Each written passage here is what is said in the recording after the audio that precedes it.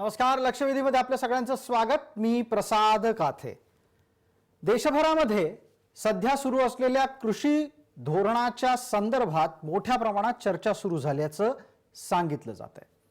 पंजाब आणि हरियाणा या दोन्ही राज्यांमध्ये शेतकऱ्यांची आंदोलनं सुरू आहेत.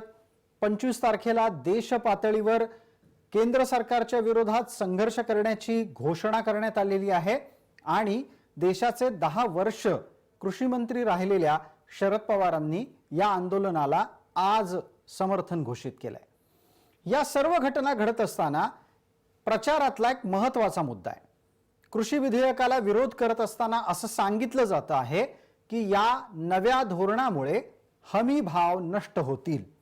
विरोधक एका बाजूला हा मुद्दा जनतेपर्यंत घेऊन जात आहेत, तर दुसऱ्या बाजूला भारताचे पंतप्रधान नरेंद्र मोदी वारंवार या गोष्टीचा खुलासा करतायत की अशा प्रकारे कुठलेही हमी भाव रद्द होणार नाहीत. आणि हे नुसतं ते बोलूनच थांबलेले नाहीत, तर त्यांनी सोमवारी अर्थात काल नव्या हंगामाच्या हमी भावांची घोषणा सुद्धा केली आहे. आणि हे हमी भाव आजवर मिळत असलेल्या हमी भावापेक्षा थोडेसे जास्त आहेत. नरेंद्र मोदींच्याकडून हमी भावाच्या विषयी झालेलं स्पष्टीकरण आणि दुसऱ्या बाजूला विरोधकांच्याकडून हमी भावावर गंडांतर येत असल्याची चर्चा, हे सगळं मुळात कितपत नव्या कृषी धोरणासाठी लागू होणार आहे. हमी भाव हा चर्चेतला मुद्दा आहे, पण प्रत्यक्षात कायद्यात तशा प्रकारची कुठलीही हालचाल होणार आहे का? काँग्रेसला हमी भावाच्या आडून कृषी धोरणाच्या विरोधात देश पातळीवर समर्थन मिळेल का? हमी भावाच्या आडून शेतकऱ्यांचा बुद्धिभेद कितपत शक्य आहे? या आणि अशा अनेक प्रश्नांसह आजची लक्षवेधी चर्चा, हमी भावाच्या आडून बुद्धिभेद.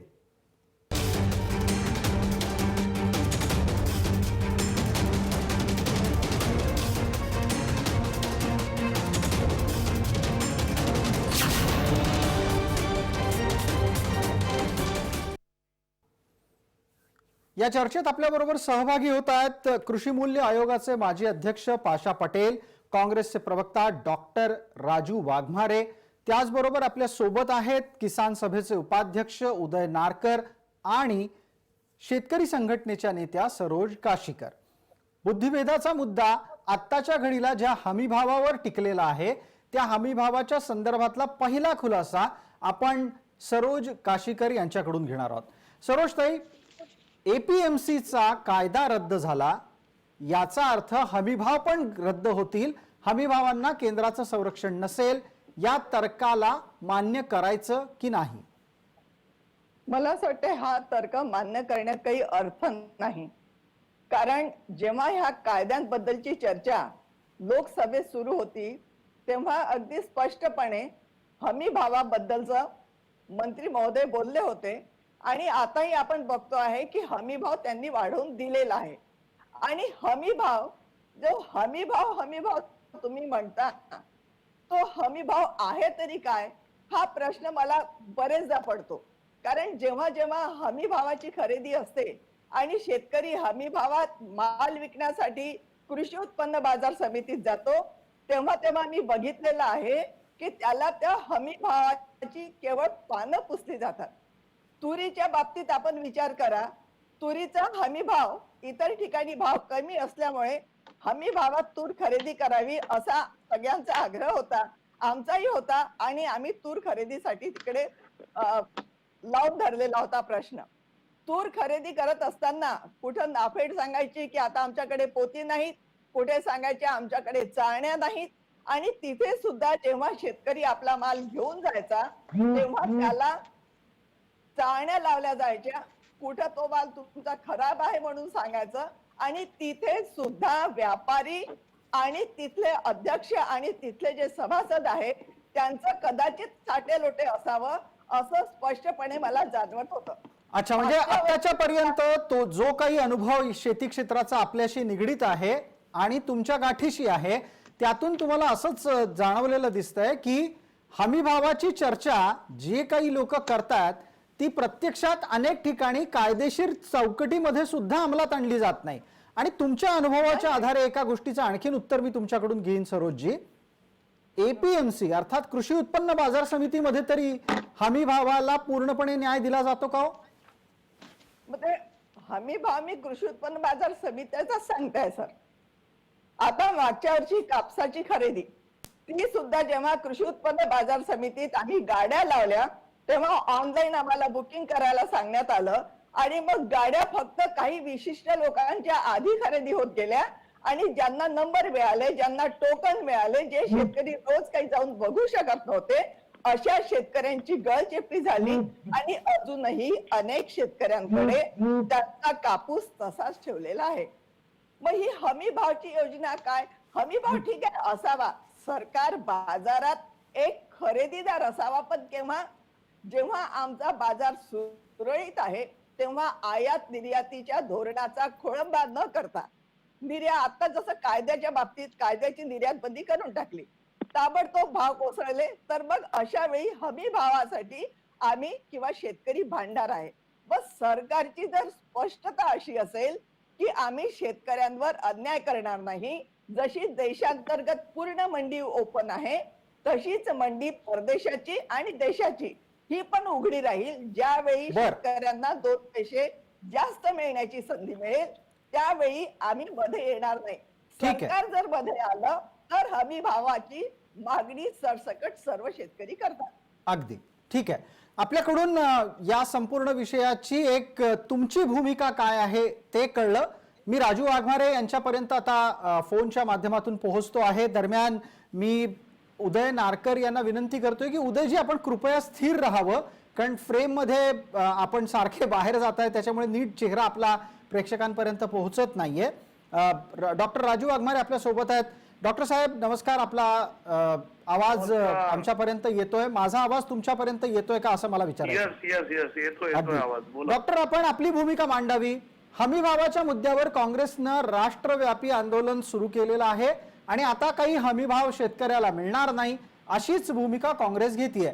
एक पूर्ण मिनिट आपल्या हातात आहे, आपली भूमिका मांडा. एक लक्षात घेतलं पाहिजे की शेतकरी ज्यावेळी आपल्या शेतात माल पिकवतो, ज्यावेळी एपीएमसी मार्केट किंवा मंडई असतात, पुष्कळ वेळेला तुम्ही म्हणता त्याप्रमाणे कधी हमी भाव मिळतो, कधी हमी भाव मिळत नाही. पण हमी भाव ही एक बेस प्राइस शेतकऱ्याला त्याच्या मालाच्या संदर्भात मिळते. हा पहिला मुद्दा. दुसरा मुद्दा असा की मिनिमम सपोर्ट प्राइस जी असते की इथपर्यंत तरी त्याला पैसे मिळाले पाहिजेत, त्याच्या आजूबाजूलाच पैशाचा आणि त्या पिकाचा व्यवहार होतो. फार क्वचित एकदम हमी भाव घसरला जातो किंवा ती प्राइस मिळत नाही. पण ती प्राइस असल्यामुळे राज्य सरकारचं त्याच्यावर नियंत्रण किंवा राज्य सरकार त्याच्याकडे बघत असल्यामुळे, केंद्र सरकार त्या प्राइस कडे बघत असल्यामुळे त्या ऍक्ट प्रमाणे शेतकऱ्याला एक सुरक्षितता असते. आता काय काय होणार आहे की तुम्ही जे म्हणताय की बुद्धिभेद, हा बुद्धिभेदाचा प्रकार नाही, हा साधा प्रश्न आहे. या देशातील 85% लोकांकडे 5 एकर पेक्षा कमी शेती आहे आणि त्या 85% मधल्या 60 ते 65% शेतकरी 2 एकरापेक्षा कमी आहेत. आता हे जे शेतकरी आपल्या शेतामध्ये जो माल बनवणार आहेत ते त्यांच्या एपीएमसी मार्केट म्हणजे त्यांच्या त्या मंडईमध्ये तो माल घेऊन जातात. त्यांना एक प्रकारची सुरक्षितता मिळते की त्या भावाच्या आजूबाजूला त्यांना भाव मिळेल. आता तुम्ही मला सांगा, जर माझा शेतकरी जो गावाकडचा आहे तो उद्या त्याच्या शेतावर आलेल्या व्यापारी त्याला जो भाव सांगणार आहे, कारण त्याला सरकारचं प्रोटेक्शनच राहिलेलं नाही, हा भाव तुला मिळायला पाहिजे.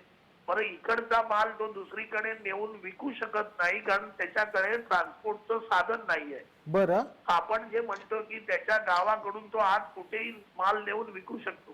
किती शेतकरी आहो, शेतकरी स्वतःच्या शेतातून तालुक्याच्या ठिकाणी त्याला जर टोमॅटो किंवा मी आता नगरचा आहे, संगमनेरचा आहे, मी माझ्या शेतातले टोमॅटो जर मला संगमनेरला जरी घेऊन जायचे असतील तर माझ्या शेतातून घेऊन जाण्यासाठी मला एखादा टेम्पोच करावा लागतो. 2 एकर पेक्षा कमी असणारा शेतकऱ्याला तो टेम्पो, बाकीचा खर्च ते सगळं करून तो त्या संगमनेरच्या त्या आमच्या तालुक्यापर्यंत जाऊ शकतो. पण तिथून जर त्याला सांगितलं की तू पुण्याला जाऊन विक तर त्याला तो खर्च पण परवडणार नाही आणि ती सोय पण नाहीये. ठीक आहे. त्याच्यामुळे हमी भाव हा जो प्रकार आहे याच्यामध्ये शेतकऱ्यांना संरक्षण आहे. पण मग डॉक्टर साहेब, या सगळ्या याच्यात शेतकऱ्याच्या मालाला बाजारात आणण्याच्या पासूनच्या अडचणी आणि हमी भाव या दोन गोष्टींचा परस्पर संबंध काय? नाही, या दोन गोष्टींचा संबंध असा की शेतकरी तिकडे घेऊन येतो. आता आपण सांगितलं हे जे नियम आलेले आहेत, जे नवीन कायदा पास केलाय सरकारने, की त्याच्यात सांगितलेलं आहे की लोकल रिस्ट्रिक्शनच्या बाहेर जाऊन तुम्ही माल विकू शकता. आता हा माल तर कोणी विकू शकत नाही, फक्त मोठ्या कंपन्याच विकू शकतात. आता खाजगी कॉन्ट्रॅक्टर म्हणजे मोठमोठ्या कंपन्या शेतकऱ्याबरोबर जाऊन तिकडच्या शेतावर त्याच्या मालाची किंमत ठरवणार. बरं. आता तो जो शेतकरी आहे तो ती किंमत त्यांच्या बरोबर निगोशिएट करायला, त्यांच्या बरोबर त्याची चर्चा करायला, तो कसा ती चर्चा करू शकतो जर तिथे तुम्ही जी हमी भावाची किंमत आहे तीच काढली. डॉक्टर, तुम्ही शेतकऱ्याला अजूनही अडाणी समजताय का? नाही, अहो मी स्वतः शेतकरी आहे, मी स्वतःला अडाणी नाही समजत, पण माझ्यासारखे हजारो बाकीचे शेतकरी आहेत.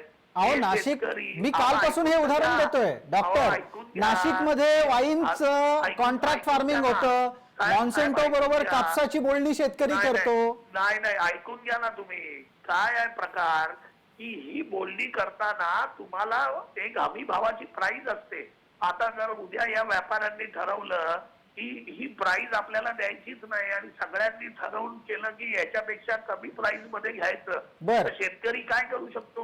काय? ठीक आहे, एकदा उत्तर घेऊयात. आपले 2-3 मुद्दे समोर आलेले आहेत. पाशा पटेल यांच्याकडे उत्तरासाठी जाऊ आणि त्याच्यानंतर उदय नारकरांकडे येणार आहोत. नारकर साहेब, एक विनंती परत एकदा करतो, कृपया स्थिर रहा फ्रेम मध्ये फक्त आपल्या. मी पाशा पटेल यांना विचारतोय. पाशा साहेब, आवाज येतोय आपल्यापर्यंत? हा, जरा कमजोर येतोय, कमजोर. अच्छा, ठीक आहे. आपला आवाज खणखणीत आहे, त्यांनी मला उत्तर मिळेल अशी अपेक्षा बाळगतो. डॉक्टर वाघमारेंनी काय सांगितलं आपण ऐकलं. त्यांचं म्हणणं असं आहे की बडे व्यापारी येतील, शेतकऱ्याला त्यांच्याशी सौदाबाजी करावी लागेल. आता ते अवघड दिसतंय. दुसरं, शेतकऱ्याला त्याच्या शेतात पिकलेला माल तालुक्यापर्यंत नेणं अवघड असतं, त्याला जिल्ह्याच्या ठिकाणी नेणं अजून अवघड असेल.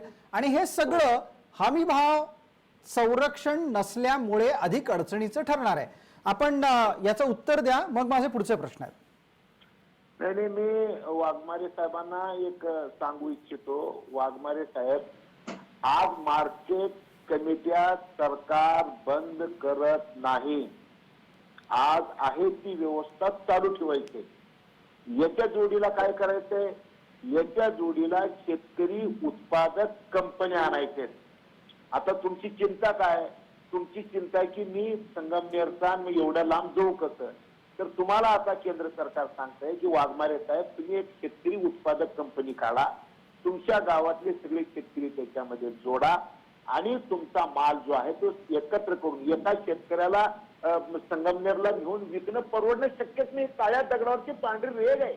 आणि म्हणून तुम्हाला पर्याय काय सांगितलंय की तुम्ही शेतकरी उत्पादक कंपन्या काढा. 10,000 कंपन्या काढण्यासाठी सरकार तुम्हाला मदत करणार आहे, तुम्हाला प्रशिक्षण देणार आहे क्रीडाच्या वतीनं आणि कृषी विज्ञान केंद्राच्या वतीनं. तुमच्या सचिवाला पगार देणार आहे, तुम्हाला सिस्टीम उभी करायला भांडवल देणार आहे. हे सगळं कशासाठी करणार आहे? हे फक्त मोठे लोक म्हणजे टाटा बिर्ला तुमच्या शेतात येणार नाही. तुम्हाला तुमची व्यवस्था उभी करायची आहे आणि तुम्हाला तुमची उभी व्यवस्था करायची कशासाठी की सगळेजण म्हणत होते की आमचं जीव गुदमरतोय मार्केट कमिटीमध्ये, म्हणून आम्हाला ह्याच्यातून काहीतरी पर्याय द्या. तर नरेंद्र मोदींनी पर्याय काय दिला? तर जुनी बी ठेवलं आणि नवीन बी आलं. आता काय होणार आहे? स्पर्धा होणार आहे. आता शेतकरी बघणार आहे की ह्या कृषी म्हणजे शेतकरी उत्पादक कंपन्या चांगला भाव देणार आहे का तो व्यापारी जो आलाय तो नवीन व्यापारी आहे त्यानं भाव देणार आहे, पाशाजी कमिटी भाव देणार आहे. बर, मग पाशाजी, जर समजा ही नवी व्यवस्था शेतकऱ्यांच्या साठी आणली असेल आणि जुनी यंत्रणा आणि जुनी व्यवस्था ही नरेंद्र मोदींनी कायम ठेवली असेल, तर मग हे शेतकऱ्यांपर्यंत पोहोचत का नाहीये? तुम्ही पोहोचवायला कमी पडताय का विरोधक त्यांचा मुद्दा रेटायला आणि त्यांचा मुद्दा पोहोचवायला यशस्वी झालेत? ते समजून घ्यायला तयार नाहीत. ते समजून घ्यायला तयार नाहीत. ते लोकांची दिशाभूल करू लागलेले आहेत. लोकांची दिशाभूल करू लागलेत. विषय काय की या देशाचा पंतप्रधान सांगतो की या तिन्ही विधेयकाचा MSP काही एक संबंध नाही. एमएसपी बंद होणार नाही. उलट 2009 ते 2014 आणि 2014 ते 2020 या दोन गोष्टी जर आपण बघितल्या तर 29% अधिक एमएसपी द्यायचं काम केंद्राच्या सरकारने केलेलं आहे. काँग्रेसच्या काळात सुद्धा जास्त एमएसपी भारतीय जनता पक्षाच्या सरकारमध्ये दिलेले. खरेदीच्या बाबतीत जर आपण बघितलं काँग्रेसच्या काळात सुद्धा कितीतरी पटीने जास्त खरेदी आमच्या सरकारने केलेली आहे. ठीक आहे. विषय असा आहे की हे आंदोलनाचं केंद्र कुठं झालंय? या आंदोलनाचं केंद्र झालंय पंजाब आणि हरियाणामध्ये. तिथं कसं झालेलं आहे? तिथं आडत्याला 6% ते 8.5% कमिशन मिळतंय. तिथं भरपूर पाणी आहे, जमीन चांगली आहे आणि दोनच पिकं मोठे आहेत, गहू आणि तांदूळ. आणि दोन्ही तिथं एफसीआयच्या माध्यमातून केंद्र सरकार खरेदी करत असतं. लोकांना काय करायचं? फक्त पिकवायचं आणि सरकारला द्यायचंय. बरोबर. थोडक्यात तुमचं म्हणणं असं आहे की आडत्याचं हित जपायला हे आंदोलन होत आहे का? बिलकुल. ठीक आहे. उदय नारकरांकडे जाऊयात पटकन आता. उदय नारकरजी, आपण या चर्चेला ज्या ज्या 3 टप्प्यांवर नेलं आतापर्यंत ते 3ही टप्पे तुमच्यापर्यंत पोहोचले असतील अशी अपेक्षा बाळगतो आणि आता थेट मुद्द्यावर येतो. 25 तारखेला आंदोलन करताना तुम्ही स्वतःच्या मनाला विचारून पाहणार आहात का की आपण ज्या मुद्द्यावर आंदोलन करतोय तो खरंच मुद्दा अस्तित्वात आहे? हमी भावाचा एक मुद्दा त्याच्यात आहे. हमी भावाचा मुद्दा आहेच आहे. आणि हमी भावाचा मुद्दा जर नसता तर हा एवढा सगळा शेतकऱ्यांच्या हिताचा क्रांतिकारक कायदा केल्यानंतर पंतप्रधानांना बाकीचे सगळे प्रश्न बाजूला सोडून हा आम्ही हमी भावासाठी एमएसपी मध्ये आम्ही ज्यादा किंमत देतोय हे त्यांना काल का जाहीर करावं लागलं? त्यांना जाहीर करावं लागलं याचं कारण असं की त्यांच्या सहकार्यांचा देखील आता त्यांच्यावरती विश्वास बसत नाहीये. त्यांचे जे सहकारी जे पक्ष होते त्या पक्षांचा देखील विश्वास बसत नाहीये. आणि त्यामुळे आता हे कुणाला समजावून सांगायचं? तुम्ही विरोधी पक्षांना सांगण्यापेक्षा आपले जे सहकारी होते कालपर्यंत त्यांना जरी समजावून सांगितलं असतं तरी राज्यसभेतली कालची नामुष्की ही या मोदी सरकारवरती आणि भाजपवर आली नसती. काय केलं त्यांनी? अहो, जर एवढा तुमचा क्रांतिकारक जर हा मुद्दा आहे, उपाय आहे, तर मग राज्यसभेमध्ये चर्चेला तुम्ही सहभागी का नाही गेला? राज्यसभेमध्ये तुम्ही विरोधकांची मुस्कटदाबी करून मतदान मागितलेला असताना, चर्चा मागितलेली असताना त्यांच्यावरती दादागिरी करून तुम्ही राज्यसभा बंद का केली?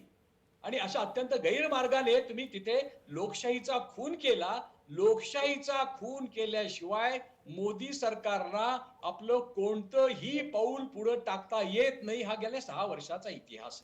उदयजी, मी मध्ये हस्तक्षेप या निमित्तानं करतो की 25 तारखेला तुम्ही राज्यसभेत जे झालं त्याच्या विरोधात देशात आंदोलन करणार आहात का कृषी विधेयकावर आंदोलन करता आहात? आम्ही कृषी विधेयकावरच आम्ही आंदोलन करतोय. कृषी विधेयकाला अनेक 10 अमेंडमेंट्स आमच्या पक्षानं सुचवलेल्या होत्या, त्यांनी त्या स्वीकारलेल्या नाहीत. हे जनतेला सांगायला आम्ही जातो. या सगळ्यात या जे 3 यांनी विधेयक आणि कायदे घातलेले 2 केलेले आहेत, हे काय कायदे आहेत? हा अत्यावश्यक वस्तू कायद्याच्या नावाखाली त्यांनी साठेबाजी संरक्षण कायदा त्यांनी सुरू केलेला आहे. बाजार समित्या उद्ध्वस्त करत असताना या खुलेपणाच्या नावाखाली बाजार समित्या उद्ध्वस्तीकरण करायचा कायदा त्यांनी केलेला आहे. आणि या कंत्राटाच्या नावाखाली त्यांनी जनतेची लूट करायचा कायदा केलेला आहे. हे आम्हाला जनतेला सांगावं लागेल. मला एक या निमित्तानं प्रश्न विचारायचा आहे आणि उदय नारकर तो आपल्यासाठी अशा पद्धतीनं आहे की आपण थोडंसं भूतकाळात डोकावलं तर याआधी जेव्हा जेव्हा कृषी विषयक धोरणं बदलायची वेळ आली, मग ती काँग्रेसच्या काळात का असेना, डावे तेव्हा पण विरोधात गेले. आता उजव्यांचं सरकार आहे तर एक्स्ट्रीम उजवे हे सुद्धा विरोधात गेलेत आणि डावे विरोधात आहेतच. याचं कारण असं आहे की मोदी सरकार आता जे करते हे काही फार वेगळं करत नाहीये. 91 पासून जे या देशामध्ये उदारीकरणाचं धोरण आलं आणि नंतर ज्याची पाशा पटेल बालावण करत असतील त्या 95 पासून WTO च्या सगळ्या दबावाखाली जी धोरणं आली त्याच्यामध्ये 4 लाख आत्महत्या झाल्या ना आपल्या देशामध्ये. ते जे धोरण पहिलं होतं तेच धोरण आता मोदी सरकार जोमानं राबवत आहेत. मागचे जरा भीत करत होते, मागे जरा त्यांना नेहरूंचा थोडीशी सावली त्यांच्यावरती पडत होती. आता यांना नेहरूंची सावली दूर करून समाजवाद नको, कोणतं नियंत्रण नको, सगळं खुलं करा. अंबानींना सगळं पण तुम्ही तेच म्हटलं, अजून एखाद्या उद्योगपतीच्या नावाने कशा प्रकारे चर्चा नाही सुरू झाली? उद्योगपतीची भीती दाखवल्याशिवाय डाव्यांचं राजकारण आणि डाव्यांची चर्चा कशी पूर्ण होणार आहे? नाही पण ते आहेत त्याचं काय करायचं? अहो पण शेतीमध्ये उद्योगपती आले तर याचा एक अर्थ असा नाही का निघत उदयजी की शेती फायद्याची झाली? आज बेभरवशाची शेती फायद्याची होत असेल आणि एखादा उद्योगपती त्यात उतरत असेल, त्यात भांडवली गुंतवणूक वाढत असेल, तर त्याचा विरोध करायचा की त्याचं समर्थन करायचं? हे बघा, मला सांगा, या जर सरकारला शेतकऱ्यांच्या बद्दल एवढी आस्था होती आणि MSP बद्दल जर आस्था होती त्यांना, तर माझा त्यांना सवाल आहे की हे बिल आणण्यापूर्वी 2 प्रायव्हेट बिल 208 शेतकरी संघटनांच्या मागणीवरून आज संसदेमध्ये पडून आहेत. ती जी 2 बिल आहेत, एक बिल आहे ते शेतकऱ्याला कर्जमुक्त करा, हे बिल आहे, आणि दुसरं स्वामीनाथन समितीच्या फॉर्म्युल्याप्रमाणे सरकारनं MSP देण्याचा कायदा करा. ही 2 बिल आहेत. त्यांना जर MSP द्यायचंच होतं तर तो कायदा करणारं बिल त्यांनी का नाही आणलं आणि त्याच्यावरती कायदा का नाही केला? अगदी त्या मुद्द्यांवर चर्चा करू. आता आपण आपल्या आजच्या शीर्षकाकडे परत येऊ आणि उदयजी त्यानिमित्ताने एक छोटा प्रश्न घेतो. अगदी मी 25 तारखेच्या आपल्या आंदोलनाच्या निमित्तानं आपल्याला विचारेन की काल परवापर्यंत जे काँग्रेसचे लोक शेतकरी विरोधी तुम्हाला वाटत होते, ते 25 तारखेला तुमच्या सोबत आहेत, खांद्याला खांद्या लावून आंदोलनामध्ये उतरतायत. आम्ही लढत नाही आहोत, शेतकरी लढत आहेत. एक लक्षात घ्या की शेतकरी, पंजाब मधला शेतकरी उतरला, हरियाणा मधला शेतकरी उतरला, उत्तर प्रदेश मधला शेतकरी उतरला, हा उतरायला लागलाय. ते आता राज्य बंद करायला निघालेले आहेत.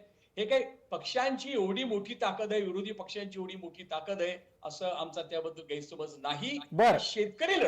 शेतकरी लढतोय असं आपण सांगताय. मी पटकन सरोज काशीकर यांना संधी देतो.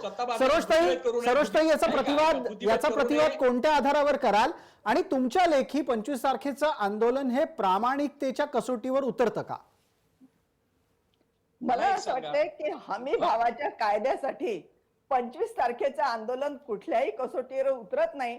आणि जे काही कायदे केलेले आहेत सरकारने, आता त्या कायद्यात फक्त सरकारने तसंच राहावं, त्याच्यात घुमजाव करू नये.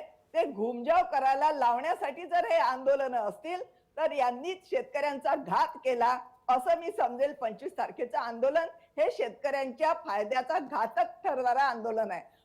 हमी भाव आणि MSP आणि 1.5 भाव तुम्ही तरी द्याल का? तुमच्या दारात जर भाजीवाला आला की साहेब हमी भाव आहे 100 रुपये, तुम्ही 150 रुपयाला भाजी घेता का? मी शर्तवर सांगते की हे सांगतील की भाऊ 50 रुपयाला देतो का भाजी, त्याच्याशिवाय मी भाजी घेत नाही. मार्केटमध्ये कांदा थोडासा महाग झाल्याबरोबर हे सगळे ओरड करणारे आज आपल्या शेतकऱ्यांच्या बाजूनी गळा काढून रडतात आहे. हे केवळ यांचं नाटक आहे, हे सरकारचं नाटक आहे. मला कुठल्याही सरकारची बाजू घ्यायची नाही.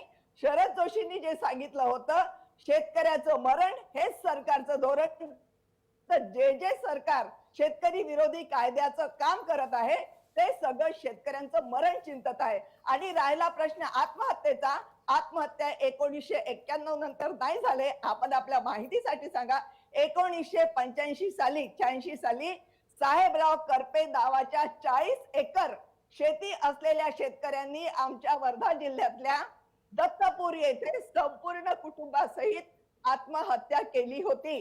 तेव्हा तर काही ओपन इकॉनॉमी नव्हती, तेव्हा तर काही दुसरं विरोधी सरकार नव्हतं, तेव्हा काँग्रेसच सरकार होतं, तेव्हा तुमचं सगळं चालत होतं.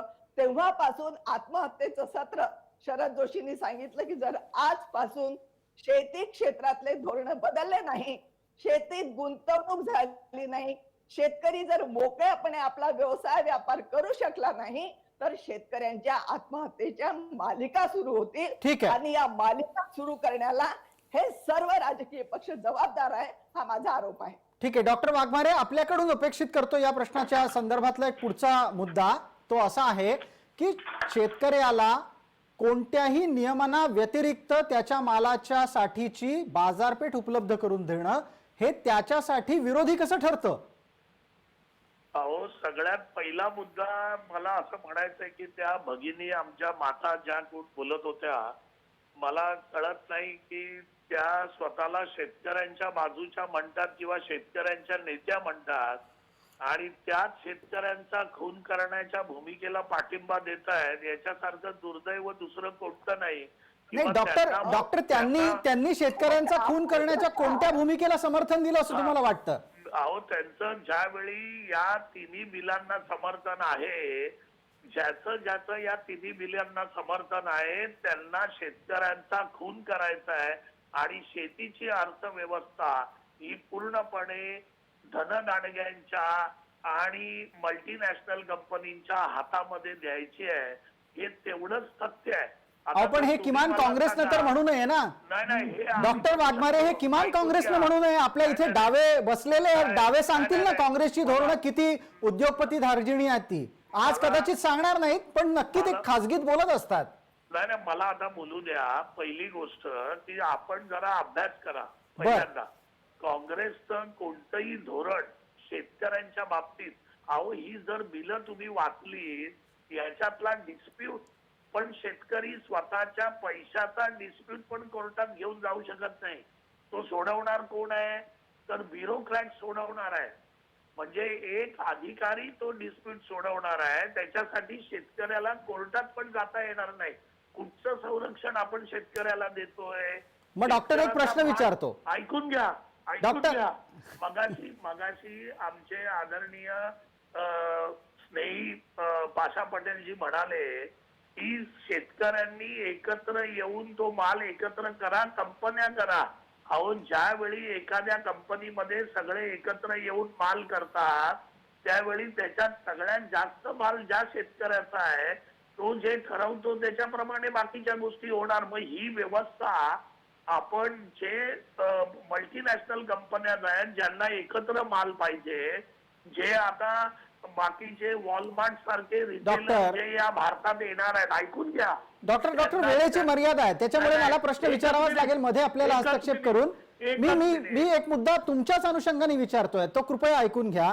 तुम्ही असं म्हणताय ना की विधेयक वाचायला हवं, विधेयकात अमुक अमुक गोष्टी आहेत. आपण या सगळ्या गोष्टी 2019च्या तुमच्या जाहीरनाम्यात होत्या. नाही, आमच्या जाहीरनाम्यामध्ये शेतकऱ्यांना पूर्णपणे आम्ही संरक्षण दिलं होतं. ओपन एंडेड सोडलं नव्हतं. तुम्ही जर आमचा जाहीरनामा वाचला तर त्याच्यामध्ये आपल्या लक्षात येईल या सगळ्या बिलांमध्ये शेतकऱ्याला कुठे संरक्षण दिलंय आपण. बरं, एकदा पाशा पटेलांकडून उत्तर घ्यायचं त्याचं. एपीएमसी मार्केट तुम्ही कॅन्सल करता, तो माल घेऊन तो दुसरीकडे जाऊ शकतो. हे सगळं राज्याच्या अखत्यारीत आहे. तुम्ही राज्यांना विचारलेलंच नाही.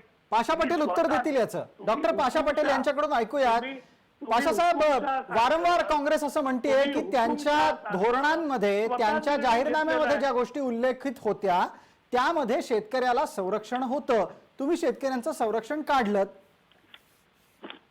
काँग्रेस आणि शेतकरी या दोन गोष्टी जर बघितल्या तर मी माझ्या आयुष्यातले 45 वर्ष काँग्रेसच्या विरोधामध्ये लढण्यासाठी घालवलेले आहेत. काँग्रेसला थोडं जरी शेतकऱ्याच्या प्रश्नाची घेणं देणं जर असतं तर महाराष्ट्रामध्ये शरद जोशी साहेबांच्या नेतृत्वाखाली जे आंदोलन उभं झालं, त्या आंदोलनाकडून जर काही शिकले असतं काँग्रेस, देशामध्ये पूर्ण 17 राज्यामध्ये शरद जोशीचं नेतृत्व मान्य करून त्यावेळेस शेतकऱ्याचे प्रश्न देशभरातला शेतकरी मांडत होता. त्या काळामध्ये हे काँग्रेसवाले म्हणायचे की शेतकऱ्याचे प्रश्न म्हणजे तळहातावर केस उमटल पण शेतकऱ्याचे प्रश्न मिटत नाहीत, अशा पद्धतीची भाषा काँग्रेसची होती. काँग्रेसने काय काय केलंय? काँग्रेसने ज्या वेळेस शेतकरी रस्त्यावर आले त्यावेळेस त्यांना गोळ्या घालणं, काट्या घालणं, जेलमध्ये पाठवणं याच्याशिवाय दुसरं काही केलेलं नाही. जर काँग्रेसच्या काळामध्ये हे जर समजा समजून घ्यायचा प्रयत्न झाला असता तर आज जी परिस्थिती तयार झालेली आहे ती परिस्थिती होऊ शकली नसती. हे सगळं देशातलं सगळ्या शेतकऱ्याचं जे पाप आहे ते पाप हे काँग्रेस पक्षाचं नाही पण पाशा पटेल एक मिनिट, आपली आपली भूमिका बऱ्यापैकी राजकीय वळणावर चालली आहे. पाशा पटेल, तुम्ही या मुद्द्यावर थेट उत्तर देणं अपेक्षित आहे की 2019ला काँग्रेसच्या जाहीरनाम्यात शेतकऱ्यांच्या संरक्षणाची भूमिका होती का, आणि तुमच्या विधेयकांमध्ये शेतकऱ्याच्या हिताची भूमिका नाही, या दोन्हीतला फरक तुम्हाला लोकांना सांगता आला पाहिजे. त्यांनी दोन्हीतला फरक एवढाच आहे, आपण म्हणलेली ओवी आणि दुसऱ्याने म्हणलेली शिवी. वाघमारे साहेब जे म्हणतात ती ओवी आहे आणि तेच विषय तेच शब्द जर दुसऱ्यांनी मांडलं तर ते शिवी आहे, असा त्याचा अर्थ आहे. काँग्रेसच्या जाहीरनामा वाचल्यानंतर आज ज्या गोष्टीच्या सुधारणा करण्याचं मार्केटच्या बाबतीतल्या आणि बाकीच्या बाबतीतल्या ज्या सुधारणा आहेत त्या सुधारणा काँग्रेस पक्षाच्या जाहीरनाम्यामध्ये. आता काँग्रेसचे बरेच नेते म्हणतात की कोंडी तयार झाली यार, आता आम्हाला बोलायची, आता आम्ही बोलावं कसं. बरं, मग याच्यावर एक पटकन उदय नारकरांना पुढचा प्रश्न विचारतो. पाशा पटेल, उदय नारकर बोलतील आता. नारकर साहेब, काँग्रेस आणि भाजप हे या मुद्द्यावर जर समजा त्यांच्या धोरणांनी वेगळे दिसत असले आणि पडद्याआडून दोघेही सारखे असले, तर डाव्यांना त्यातला एक माणूस निवडावा लागतोय का दुसऱ्याला विरोध करण्यासाठी? हे बघा, ओवी आणि शिवी ही कुणाला ती ओवी वाटते, कुणाला शिवी वाटते, हे ज्यांचं त्यांनी बघावं. त्या वादामध्ये आम्हाला पडायची गरज नाही. मी पुन्हा एकदा सांगतो, हा प्रश्न, ही चर्चा आपण पक्षांच्या पातळीवरती तुम्ही जर ठेवली तर शेतकऱ्यांचा बुद्धिभेद करण्याचं पाप आपल्यावरती लागेल हे मी सांगू इच्छितो. नाही, आणि ती तशी आपण करणार नाही. तुम्ही इथे असल्यामुळे तशी ती चर्चा होणार नाही याची काळजी आपण नक्की घेऊ. उदयजी, मला बोलू द्या. भाजप की काँग्रेस हा इथे मुद्दा नाहीये. मुद्दा कॉर्पोरेट शेती, कॉर्पोरेट व्यापार की हा आपला कसणारा शेतकरी, हा आपल्या समोरचा मुद्दा आहे. अहो, तुम्ही एक लक्षात घ्या, आपण ज्याला एमएसपी आपण म्हणतो, सरकार काल ते सांगितलं, गव्हाचा दर किती वाढवला पाशा साहेब? 50 पैसे. 50 पैशांनी काल आपण गव्हाचा दर वाढवला एमएसपी मध्ये, आणि आम्ही शेतकऱ्याच्या बाजूने म्हणून सांगतो हे ती थट्टा नाही तर आणखी दुसरं काय आहे? 1.25 रुपयाने तुम्ही दर वाढवता, ही शेतकऱ्याची थट्टा नाही तर काय? माझं काय म्हणणं आहे की हा शेतकरी का संतापलाय? तुम्ही शेतकरी काहीतरी कुणाचं तरी ऐकून हा आंदोलन करायला लागलाय असं म्हणून शेतकऱ्याचा कृपा करून उपमर्द कुणी करू नये. शेतकरी संतापलेला आहे, शेतकऱ्याला राग आलेला आहे आणि म्हणून तात्काळ त्यांनी दिलेली प्रतिक्रिया आहे. ठीक आहे उदयजी, एक प्रश्न वेळेची मर्यादा आहे म्हणून पटकन विचारतो आणि त्याचं उत्तर तुम्हीच अधिकारवाणीनं देऊ शकाल. उदयजी, माझा आपल्याला थेट असा प्रश्न आहे, कलकत्ता आणि केरळची राजधानी म्हणजे थोडक्यात पश्चिम बंगाल आणि केरळ ही दोन्ही तुमचे किल्ले असलेली राज्य, तिथे आजवर काय शेतीविषयक एमएसपीतल्या सुधारणा तुम्ही राबवल्यात? 2 सुधारणा सांगा. पश्चिम बंगालमध्ये 14.5 लाख एकर शेतीचं वाटप भूमिहीनांना केलं, ज्याच्यामध्ये दलित आणि आदिवासी यांचा मोठा भरणा होता. हे रेकॉर्ड आहे. भारतामध्ये कसे त्याची जमीन याच्यात सर्वात जास्त कामगिरी ही डाव्या सरकारची एक. उदयजी, मी एमएसपी बद्दल बोलतोय, आपल्या भूमी सुधारणा कायद्यांच्या संदर्भात. आणि सांगतो एमएसपी बद्दल सांगतो, तो मुद्दा घ्या. आज एमएसपी मध्ये भाताचा दर हा सरकारनं 1800 रुपये जाहीर केला. त्यावेळेला जिथे या सगळ्या कृषी उत्पन्न बाजार समित्या बरखास्त केल्या, त्या बिहारमध्ये तिथे 600 रुपये कमी किमतीनं भात तिथे शेतकऱ्याला विकावा लागतो. 1200-1300 रुपयाच्या वर तिथे दर जात नाही. आणि आज ज्या केरळ राज्यामध्ये कृषी उत्पन्न बाजार समिती नाही, त्या ठिकाणी सरकारच्या हस्तक्षेपामुळे भाताचा दर हा 2750 रुपये हा किमान दर आहे. हा तिथल्या सरकारनं जाहीर केलेला आहे. पण मग केरळ मधली कृषी उत्पन्न बाजार समिती नसणं हे शेतकऱ्याच्या पथ्यावर पडतं का? कृषी उत्पन्न बाजार समिती आहे की नाही हे महत्वाचं नाही, तिथलं जे सरकार आहे ते सरकार नेकीनं वागतं की नाही हा महत्वाचा मुद्दा आहे. अच्छा, पाशा पटेलांना विचारलं एकदा पटकन. पाशा साहेब, ऐकताय का? केरळात कृषी उत्पन्न बाजार समिती नसलेली चालते. नाही असू द्या ना. मुद्दा काय आहे? एकदा पाशा पटेलांचं पण ऐकून घेऊयात उदयजी. पाशा पटेल जरा मोठ्याने बोला. पाशा साहेब, काय काय मला मला जरा प्रश्न रिपीट करा ना प्लीज. मी म्हणालो केरळात कृषी उत्पन्न बाजार समिती नसलेली चालते बरं का? हो चालते चालते चालते.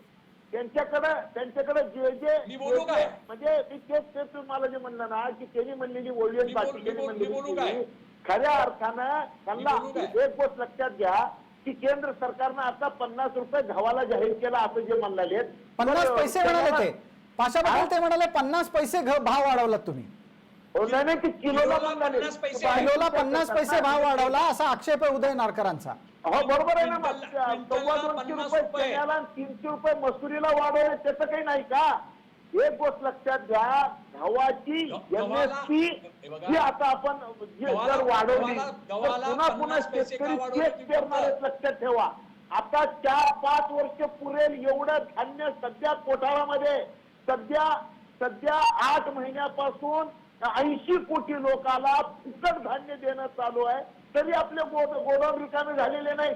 आणि म्हणून दुसऱ्याही पिकाकडे लक्ष द्यावं, म्हणजे तेल बियाकड आणि कडधान्याकड शेतकरी वळावा. म्हणून तेल बियाचे आणि कडधान्याचे दर केंद्र सरकारने मुद्दाम वाढवलेले आहेत आणि माझं समर्थन आहे त्या गोष्टीला. बरं. गोष्ट आहे की एकच पीक पेरण्यात किती वाढवले? बाकी पाशाजी आपल्यालाही संधी देतो आणि उदय नारकर आपण बोलालच या विषयावर. एक छोटी विश्रांतीची गरज आहे. पटकन लक्षवेधीच्या पुढच्या भागात आपण परत येऊ आणि त्यावेळेला भांडवल शेतीत वाढणं आणि शेतकऱ्याचे मूलभूत हक्क आणि त्याचं संरक्षण याची चर्चा.